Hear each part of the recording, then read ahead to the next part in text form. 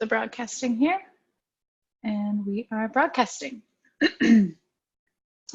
So hello to everybody watching this webinar and those of you watching the recording afterward. I'm Emily. I'm the marketing coordinator here at GoWP. So I'd like to welcome everyone here today for this webinar we have with Alex Denning. As part of the GoWP community, I assume a lot, if not all of you, are agency professionals. If you want to go ahead in the chat option within this webinar, you can say if I'm on target for that, or maybe you're not an agency professional and you want to let me know what it is you do. That'd be great. So yeah, we've got Jonathan from an agency. Hello, Jonathan. Yeah, so with this community, it's my goal to provide you all with great content. Got Brad, a little bit of column A, a little bit of column B. So it's my job and my goal to provide you all with great content that can help you grow your agency. One of the most effective ways to grow your agency is by establishing a nice solid baseline of recurring revenue so that you're able to spend time strategizing and improving your services and not worrying about paying the bills each month. So I'm sure you all can relate to that. The team of happiness engineers here at GoWP helps many agencies succeed by providing exceptional maintenance and support for their clients. Some of you watching are already GoWP customers, so you know the benefits of leveraging a white label team to take care of that low value, high touch work of maintenance and support. And many of you that have registered for this webinar are not. And if you're watching it later, maybe you're not either, and that's fine. But to let you know a little bit more about what we do is we partner with agencies by taking that high touch, low value work that disrupts your day. We take it off your plate, things like plugin updates, secure backups, security scans, malware cleanup, and of course, all those endless content updates requested by clients. We do all of that under your brand, and this way you have time to focus on the low touch, high value work that helps your agency grow and become more scalable. So if anyone out there has any questions about partnering with GoWP and how we can help your agency, you can put them up in the chat, you can send them to me privately in the chat, or you can email me at emily@gowp.com. I also wanted to let you all know about our Facebook group. We are broadcasting this live there today, right now. So that is GoWP Niche Agency Owners. You can just go to that URL there and request to join. And also the recording will be available there as well. So this is a community of agency professionals who either already serve a niche market or would like to niche down. We all have a common goal in mind in that group, and that's growth, of course. So if you join, don't be shy, ask questions when you've got them, and help others out when you have insights that can help them. I'm really active in the group, so I hope you'll join me there and get engaged. That'd be awesome. So anyway, that's my spiel. Let's get to Alex. Alex Denning is the founder of Ellipsis Marketing. He is, which is a marketing agency for WordPress businesses. He's also the co-author of Master WP, which is a weekly newsletter for WordPress professionals. Sorry, that's something in my throat. Full disclosure, GoWP has contracted Alex for his expertise in marketing and conversion in the past. We really loved working with him, so I'm super excited to share his knowledge with you all today. He does live in the Oxford, UK, so he's a little bit ahead of us in terms of the time in the future there. So he's just rounding out his day today. So welcome, Alex. Let me know if I got everything right or missed anything. So thank you. Yeah, that is all accurate. Yeah, as you can tell from my accent, I'm from England. Yeah, I live in Oxford, which is a beautiful city just north of London. Yeah, and I work remotely, and I work with WordPress, and I run an agency called Ellipsis Marketing, and we solve marketing problems for WordPress businesses. So we work with agencies and product businesses, including GoWP, which I guess you call yourself a productized service. So yeah, definitely. A little bit of column A, a little bit of column B. And yeah, so we're a marketing agency. And this little talk is about marketing channels and how to think about marketing your WordPress business. Can everyone see this okay? Let me know in the chat. I'll have this open on my screen. So if you've got any questions throughout, then let me know. And yeah, I will do my best to answer them and to tailor them to who we've got. And Emily, if you want to interrupt me, if people have things that that they want answering, then let's do that. Yeah, definitely. I'm going to go ahead and turn off my video. We can see your screen great, Alex. It looks great. Great. And okay. yeah, if anyone has questions, just throw them up in the chat and I will get those to Alex at any kind of natural breaks or at the end of the presentation. So no problem. Great. I will leave my video on for a minute so you can see me, but I'll turn it off when I start proper. So yeah, this screen is a great example of social proof, a marketing technique. Here I am talking at a WordCamp a couple of years ago, actually. And yeah, I was talking about marketing then, and I will talk about marketing now. So yeah, as Emily said, I've been involved in WordPress for, well, I have been involved in WordPress for about 10 years. And yeah, it's a really wonderful community, and it's very good to be able to work in such an interesting and vibrant space. I like solving marketing problems, so that's how I came to run a marketing agency for WordPress businesses. It ties those two interests together, and Ellipsis is a remote team of 3 at the moment. And this talk is about our philosophy of marketing and how you can apply it to your agency. And yeah, we're going to look at marketing channels as a philosophy of marketing and how you can use that in practice to get more leads, get more results. And it is really the difference between applying this in practice is really the difference between having an agency where you are in control of where your clients come from and the new business that you have, and not having that. So it's really powerful. So I'm assuming we are gearing at agencies, or WordPress agencies in particular. Can I get like a show of hands in the chat for if you would call yourself that, or if you would perhaps describe yourself differently? I'm going to go ahead and turn off my video.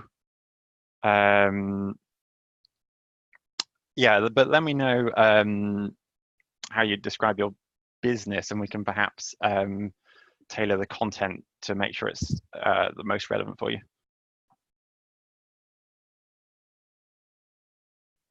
Okay, so we've got Victor saying WordPress agency, Brad marketing services agency.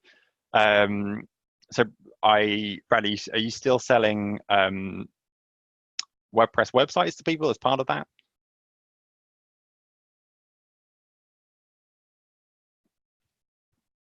Okay, kind of. I'll accept that.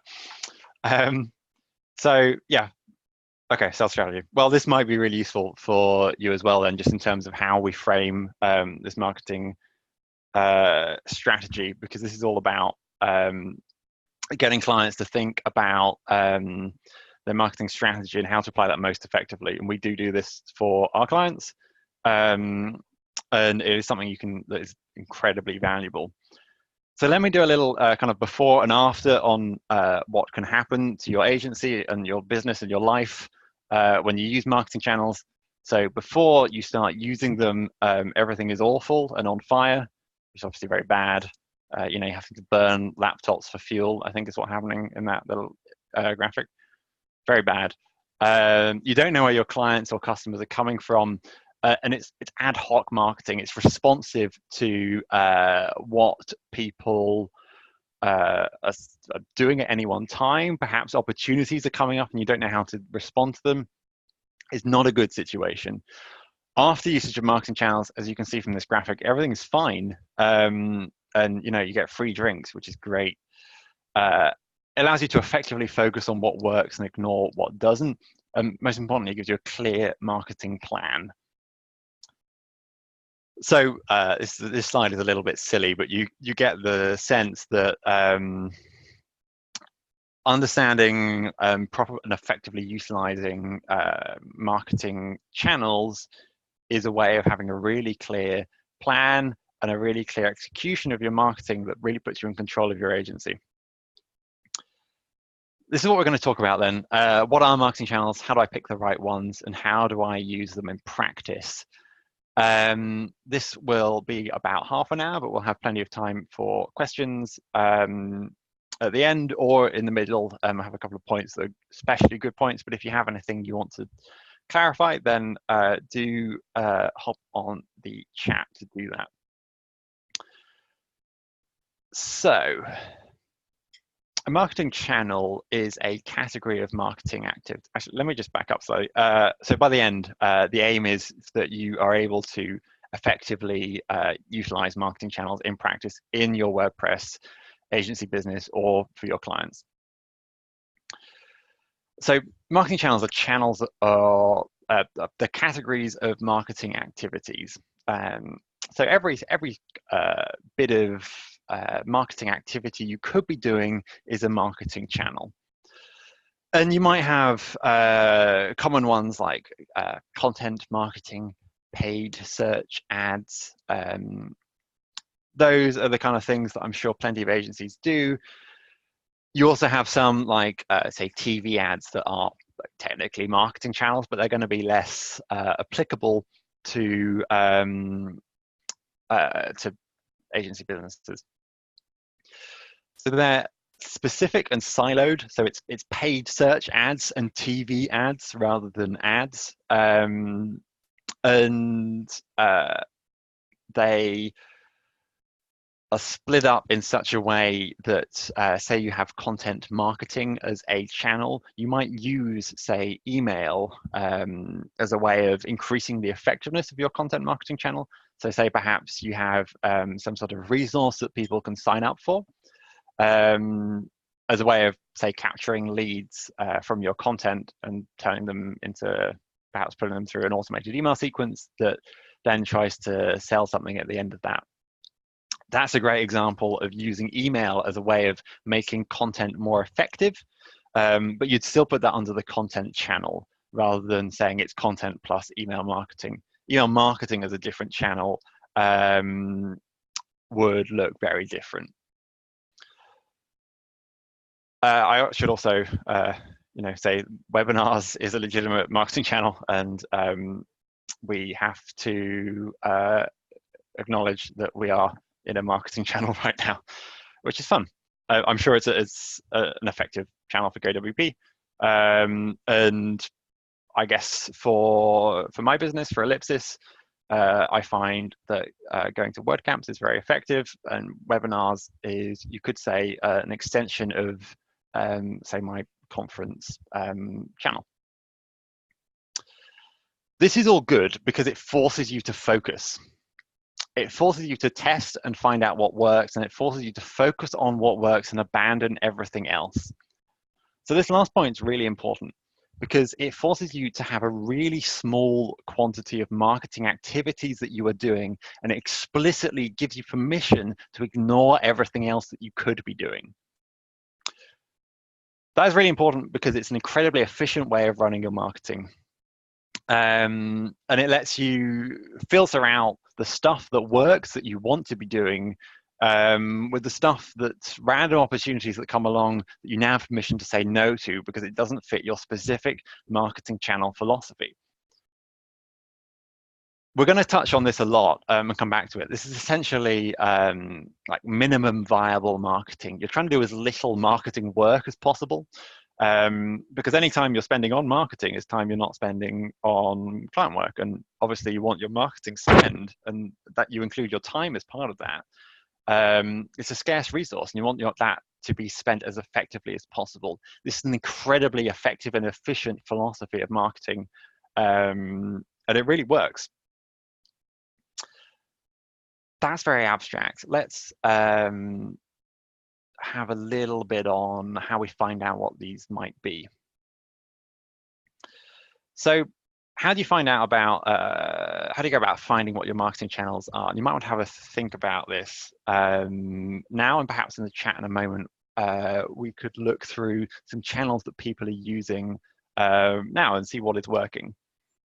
For agencies in particular, I find the most effective way of doing this is to look where your clients or your customers have come from in the last, say, 6 to 12 months. So make a list of all of your leads, including ones that didn't convert, and then list which, so on that list, mark on which ones did convert and the dollar value of that. And then also mark where they came from. If you don't know how people are finding you, now is a great time to add to your contact form a little question asking people how they found you. Or you might do that as a response to your whatever first contact you have with people. Find out what is working. And you might get some really interesting answers when you start doing that. You might find that you've been doing, say, one afternoon a week on LinkedIn or on content or something like that you've been spending time on, but actually you can see that it's another channel. Perhaps it's local networking events for relevant people in your niche. It's some sort of manufacturing conference if you do, say, WordPress websites for manufacturing businesses. That would be a good example. It's an industry event, and actually you find out that the industry events are much more effective. This all becomes really interesting because you can start to get a sense of what your channels are and how you can prioritize them. You can also then get a sense on how they can be improved. And we'll talk about maximizing your channels once you have them later on. Part of this involves thinking about things you're not doing as well. And you might look to competitors or other industries to get some new ideas. There is a very finite list of marketing channels, let's say 20 or so. And it is very rare that people are doing something genuinely original with marketing. It's more likely that it is original for your niche rather than original outright. And that's absolutely fine. It just means there is a finite quantity of these things. It's absolutely okay to copy what other people are doing or to copy it from other niches. If someone else is doing something that you're not doing, that may be a signal that it's working for them. And we'll talk about testing those in a moment. So we could perhaps, oh, I see Michelle is unhappy with my with my pauses. I do apologize. This is just how I talk, so I will do that. I'd love to know though how you do these in your own business. Perhaps we can try and tailor this a little bit. What is working? What are some marketing channels that you are using? If anyone wants to contribute in the chat, then that may also be good inspiration if you are looking to get started as well. I could perhaps talk about what we are doing. So we find that conferences are very useful for us. So I have started trying to be more proactive with which events we attend in terms of which ones our target markets are at. That's been interesting. I was an organizer for WordCamp London earlier this year, and that was a good experience, but we'll talk about testing marketing channels in a moment. And as a marketing channel, that actually wasn't especially effective. Please don't tell my fellow organizers. But yeah, we'll talk about testing in a moment. Something that has been interesting is referrals. We found that we get a very good response rate on referrals in terms of converting those into customers. And we sat down with this marketing channel philosophy in mind, and we wanted to think about how we could maximize our referrals. We ended up copying what a product that we use for our SEO had done to us, which was we sent them a customer because we really enjoyed using the tool. And they, with no expectation on our part, they sent us an Amazon gift card afterwards, which was nice. I wasn't expecting that, and that wasn't why we'd referred them the business. We'd referred them the business because they were great. But that was really surprising and kind of fun to receive. So we decided that perhaps we're going to try out the next person who refers us some business. We'll send them an Amazon gift card, and we'll see how or if that changes those responses. Victor was asking what kind of conferences I tend to go to. So we solve marketing problems for WordPress businesses. So it makes most sense to go to WordCamps, which are events in a lot of cities around the world for about WordPress, and they're organized by the WordPress community. They tend to be incredibly cheap to go to, and they're subsidized. They're very accessible, and there are WordCamps in plenty of cities around the world. So I organized the London one, but you have them all over the country in the US, and all over the world as well. And there's regional ones in the US, Europe, and there's going to be a regional one in Asia next year as well. If you don't know about WordCamps, you can find out more at wordcamp.org. But really, it just speaks to going to where your target market is.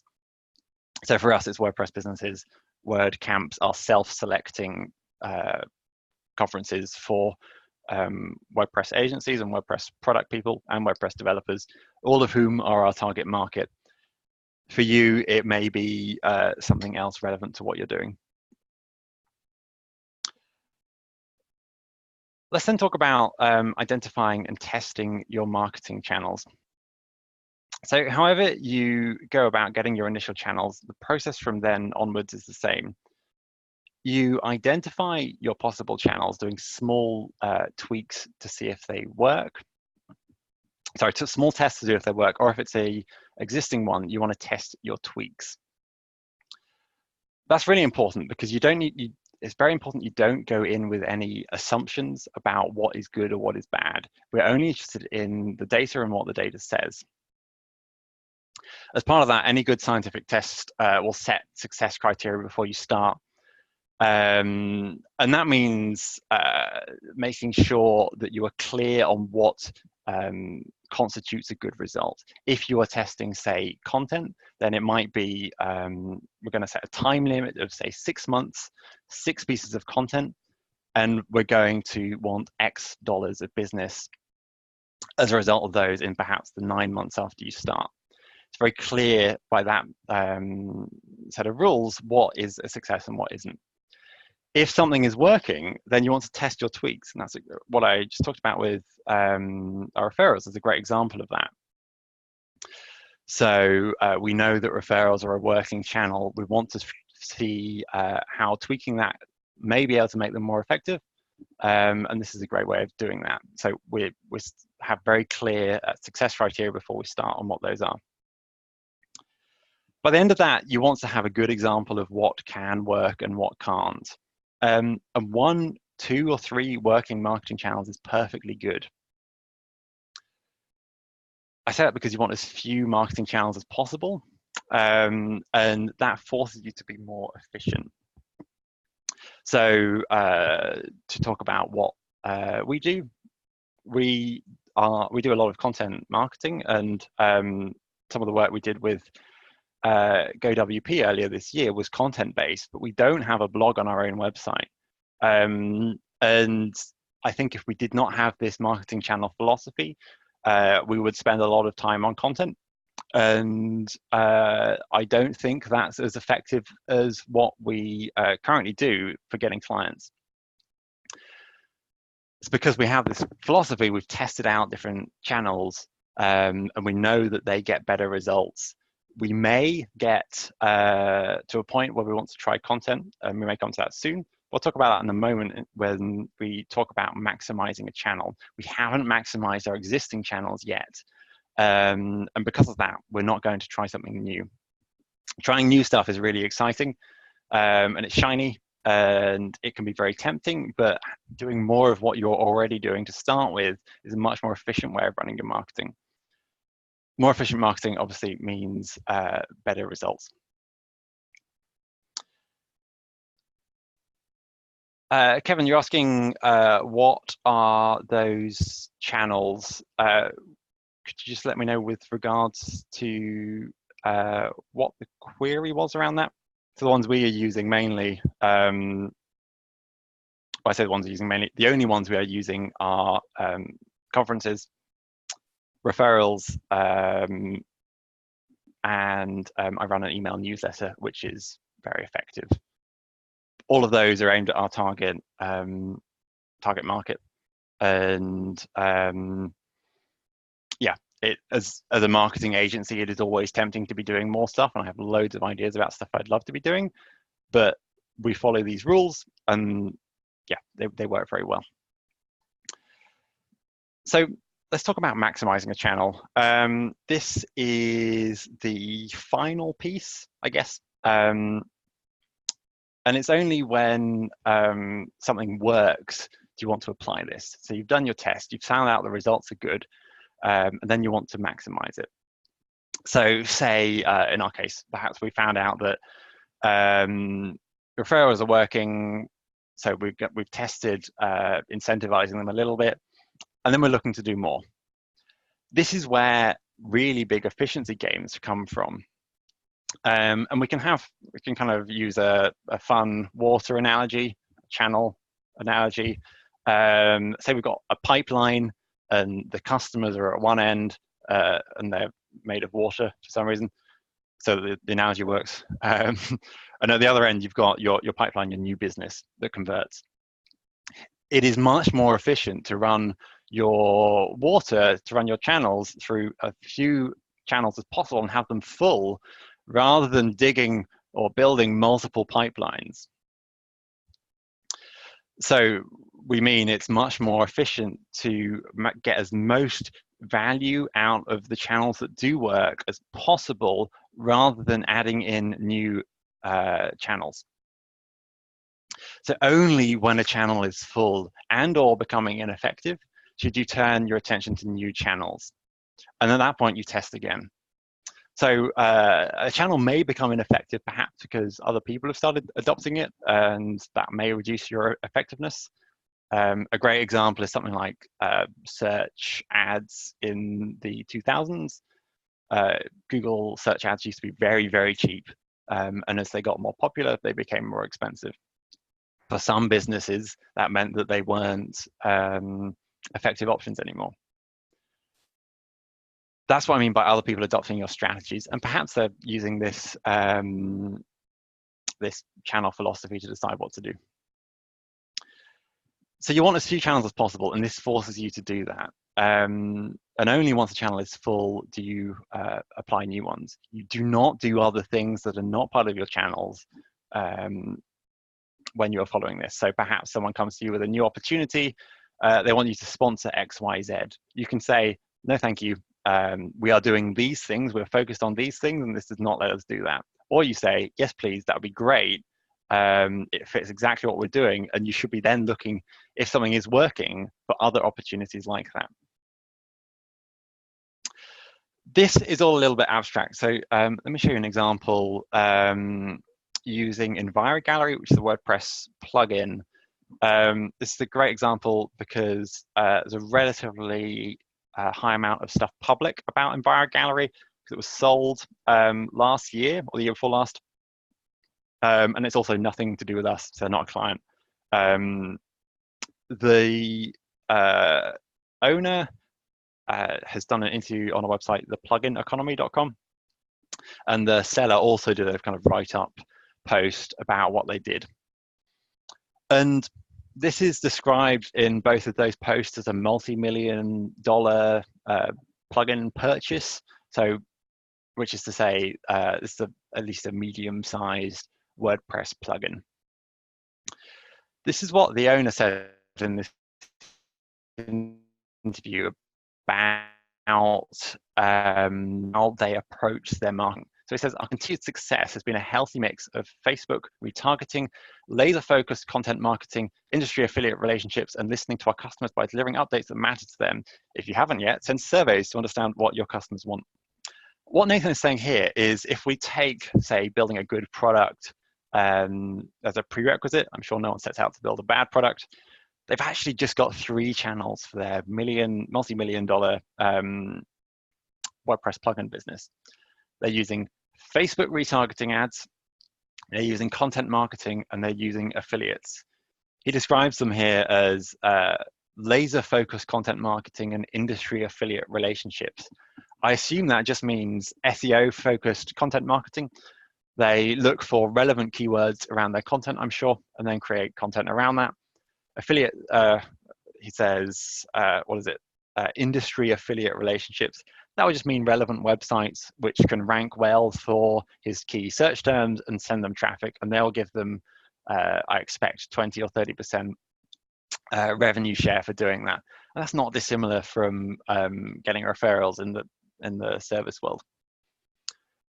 This really makes the point then you don't need a lot of channels. Fewer is better because it forces you to focus on the ones that really do work and get maximum results for them. So multi-million-dollar plugin, 3 channels.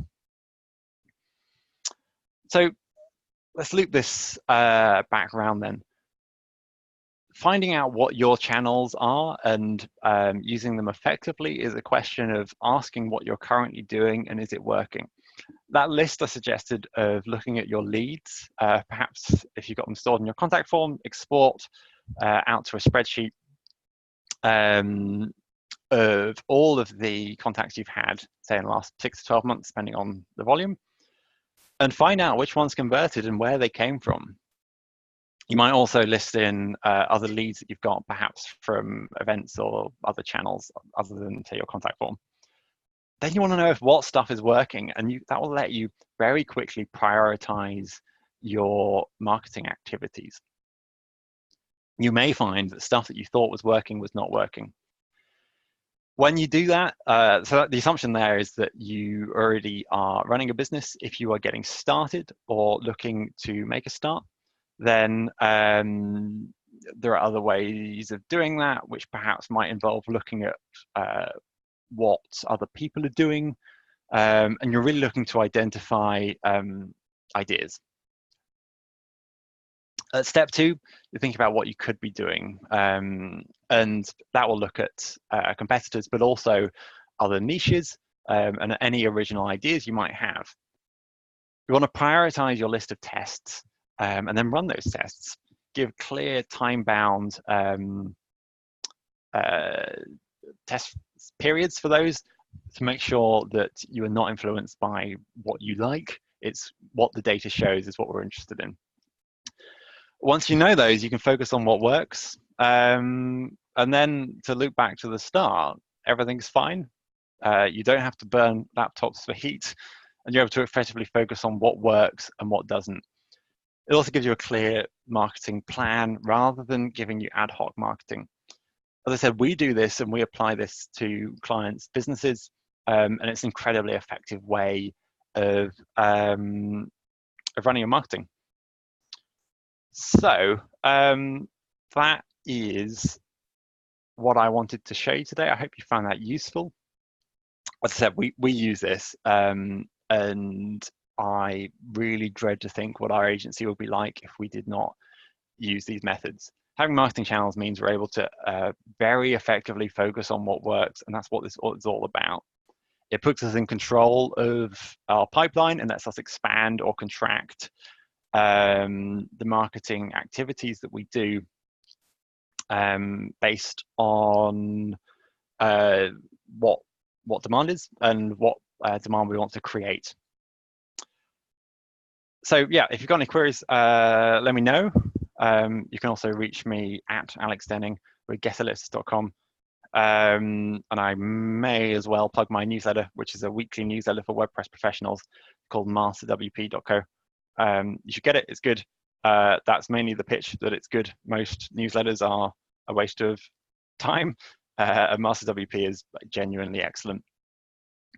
So yeah, if you have any queries or if Emily's seen me in the chat or on Facebook, then let me know. Yeah, thanks, Alex. I thought that was great. I can also vouch that Master WP is a great newsletter. I enjoy getting it. So I read that one every time it's in my inbox. So that's great. We haven't gotten any questions yet that you haven't already addressed. But yeah, I mean, we have some time here, guys. So if anyone wants to share what channels they're using, what channels are challenging them, or anything like that, we can talk about that a little bit.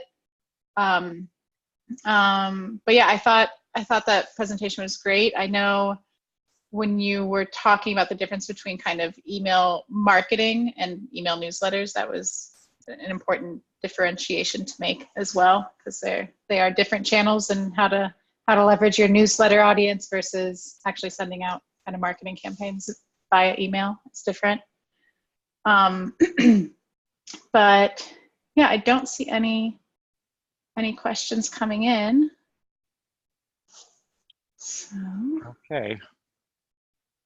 All right. Well, if nobody has anything, I guess we can call it a webinar. Oh, let's see. Kevin just said any examples of content. So I'm not sure if he's asking maybe what type of content to use for a content marketing channel, or. Sure. I would turn my video on, but Zoom is not letting me, so you'll have to excuse me. Sorry. Content as a marketing channel. So what you're interested in is stuff that will get in front of your target audience. And you want content that will, well, so I'll tell you what we do. You want content which will show your expertise and show you able to solve whatever business problem they have. So so for WordPress product businesses, for example, there's one client we work with. We essentially position their plugins as the solution to problems that people have that they phrase as search queries. And we write content that answers those, and then is quite effective at making sales.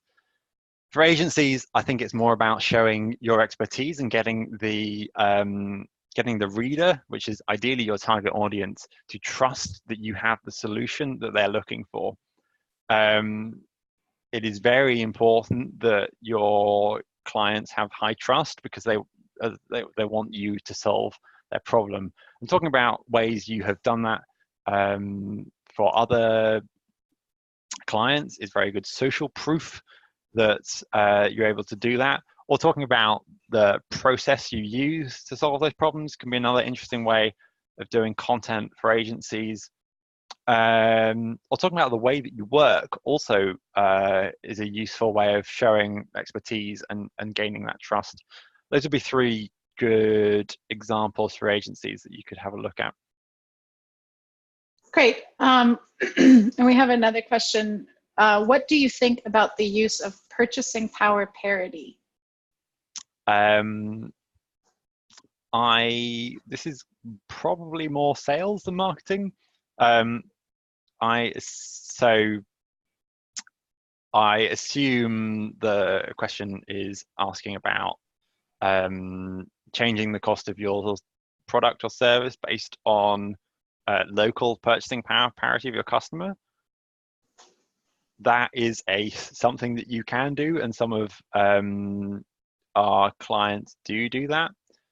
I guess for products it's a little bit easier, because the cost of that can be scalable. With services, your costs are much more fixed. I guess using GoWP might be a way of addressing some of those.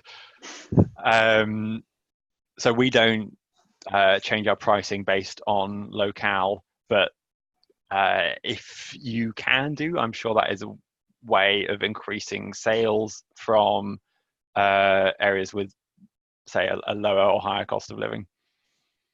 Great. Yeah, I think that answered the question. If not, let us know. And then, yeah, something else I just wanted to address. This is something you worked with us on with GoWP as well, Alex, is that using the content marketing channel, it's also important to remember conversion from there, right? So making sure that if you have a channel that's bringing in lots of traffic and all of that, that you're giving plenty of opportunities to convert from that channel as well. Yeah, we kind of touched on that when I mentioned that email example earlier on. When I talk about measuring your channel, you are interested in sales because that is like the ultimate measurement. Other metrics that you can get from all of these things, perhaps it's your open rate, perhaps it's your traffic, perhaps it's the number of contacts you made or how many people attended your talk. These are not, they're only interesting to the extent that they serve your ability to make those conversions. They're not interesting or worthwhile metrics on their own. I guess you call them vanity metrics. They look good, or they can look good, but ultimately you're interested in conversions. And so it's really important that you measure that final outcome rather than an intermediary figure when thinking about your marketing channels. Yeah, definitely, because you can have a subscription list of hundreds of thousands of people, but if it's not bringing you anything, then it's not that important. Yeah, for sure.